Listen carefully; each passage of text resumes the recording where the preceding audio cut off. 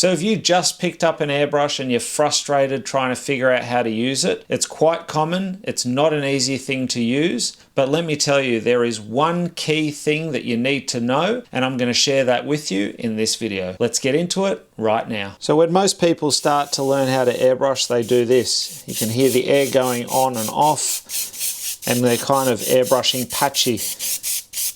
You can see uneven spots here, here, and through here. This is because they're not using their double action correctly. Now, before I show you how to use your double action correctly, I first need to explain to you the difference between single action and double action. So with a single action airbrush, you press down for air and you get paint and air at the same time, and you generally adjust the paint flow using a little dial, or there's some sort of adjustment on the airbrush itself to make those lines thicker or thinner. It's very similar to using a spray can. You press down and you get product coming out straight away. So with a double action airbrush, you press down for air, you'll get no paint coming out. You can see there's nothing coming out until I pull back for paint. And as I pull back, I need to move so that I don't get a heavier spot. And you can see how that would affect your artwork. So you need to move consistently. To get a broader spray, you move back from the surface. To go finer, you move up close and you bring your trigger finger forward, and that makes a finer line. So even though what I've just told you sounds really basic, it's probably one of the hardest things to master, but it is also the most important thing to master. Now you'll be able to see and hear that I've got that trigger finger pressed down at all times. And all I'm doing is when I want to do my stroke, I'm pulling back on the paint. So when you go to colour in, you don't want to find your paint and colour in like this, because then what you're going to get is all these heavier spots. You can see them in here, and it's going to give you a patchy finish. You can see that's a lot heavier there. So the way to colour in, you want to be a bit further away from your surface to make it easier, and just paint on, paint off. And ideally you want to be doing a 50-50 overlap. And what that means is that when you've done your first pass, your second pass will be about 50% overlapping onto that one. And then the next pass will be 50%, and so on. So the next pass would be here and here, the overspray. And then you go again, and it will just continue to be 50% overlapping on your previous stroke so that you can get a nice even flat tone. So what happens if you want to follow a line and then colour in off that? Well, you need to be up nice and close for that. Again, the air on at all times, paint on, paint off.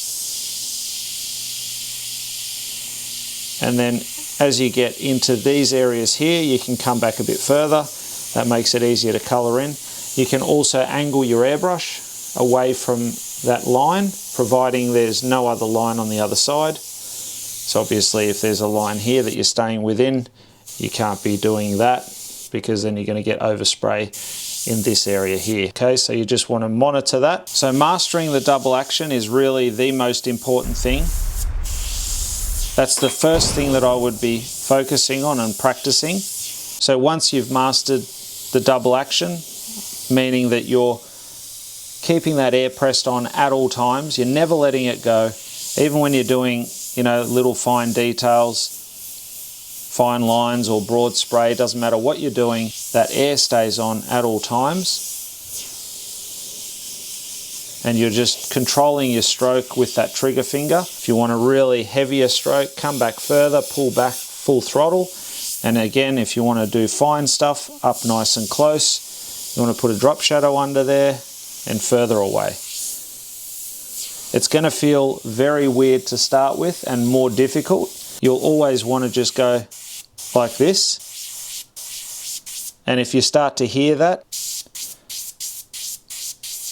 air's going on and off, I would not recommend doing that. The reason being, it's also going to create more tip drying, which means that there's paint that's going to dry up on the end of your needle, and it's going to start to obstruct your paint flow. Hence why I also like airbrushing without the air cap. I like to expose the needle.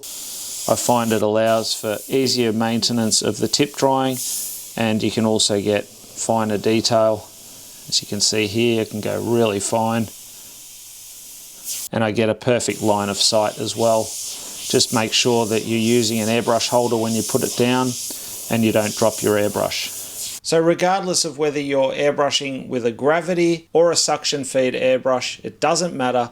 If it's a double action airbrush, make sure to use the correct double action technique that I've shown you in this video. It really is the most important thing to master, especially when you're just starting out. Don't get into a bad habit of trying to do shortcuts. Try your best to get that double action down pat. It isn't easy and it will take some time, but I'm sure that after a while you will get the hang of it and it's going to pay off in the long run.